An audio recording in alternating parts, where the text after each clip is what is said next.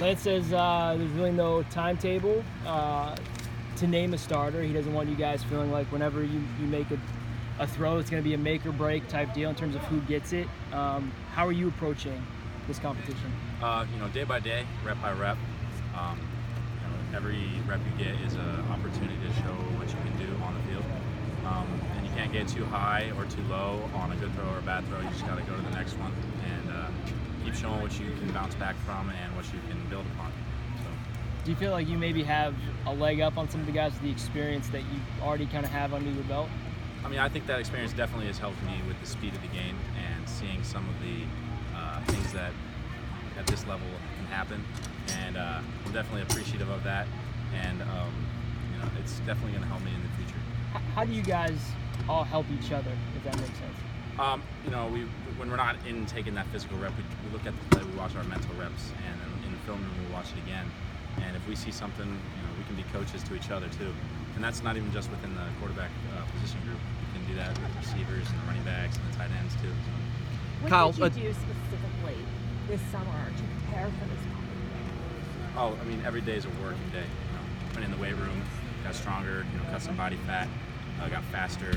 Went in the film room, studied the plays, studied the opponents, worked with receivers, day in, day out, at the team techs, and then just extra work, getting the comfortability down with each receiver. So helped a lot. What did you gain from the redshirt season? Did you focus on anything in particular? I think that the redshirt season was huge for me to learn from Tyree. To kind of take not necessarily a back seat. I still got to prepare like I'm the starter, but to see kind of how he attacks every day on the field and off the field was huge for me this last year.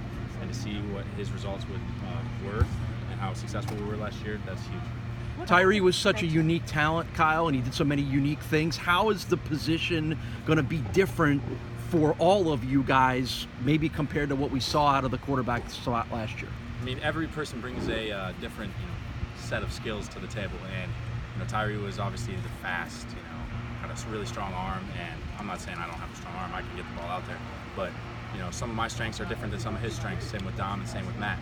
But in our offense, it really doesn't matter which strengths you are, you're going to play to those strengths, and every play is the play that's going to score, and that's how you got to attack each play. Do you follow the blueprint that kind of Tyree set as far as being a leader and being a successful quarterback? Do you kind of want to put your own stamp on that path too? Like I said, learning from him, but definitely want to put my own stamp because I'm not Tyree, I'm not anybody else but me, and I want to have my own impact on every player on the team and on the people that are coming to support us. And I think that's huge with leadership and especially at the quarterback position. I know you say you're not Tyree, but knowing what he was able to accomplish under center and where he was able to lead this team, do you kind of feel the pressure to maybe live up to the expectations now that he's gone? I wouldn't really call it a pressure. I call it more of like an opportunity and a platform. You know what I mean? Like, it's not so much of you have to do exactly what he did to get the exact same results as last year. I'm going to attack it differently. It's not going to be I'm going to have the same work ethic. I'm going to work as hard as I possibly can, give every single thing I have every single day. And at the end of the day, all you can do is give your best.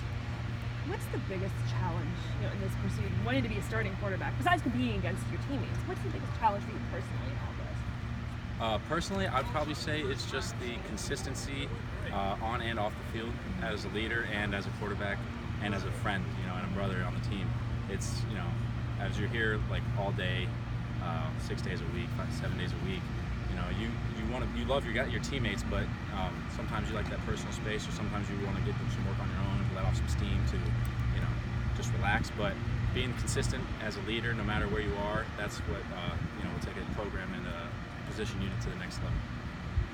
With all the new additions in the wide receivers room, what have you been doing to really help bring them along and develop a relationship with each other? During the summer, we met a lot and watched a lot of film, whether that was of opponents or that was of ourselves.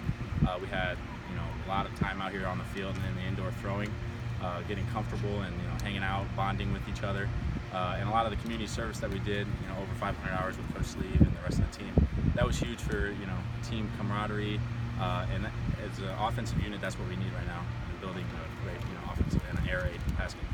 the 3 junior college transfers who come in at wide receiver, what kind of experience have they brought? Have they been able to make a smoother transition than someone who may not have that playing experience? Yes, oh, huge. Especially like D. Lee, Carlton, Porta B. They've come with an attitude of leadership, an attitude of never take a day off.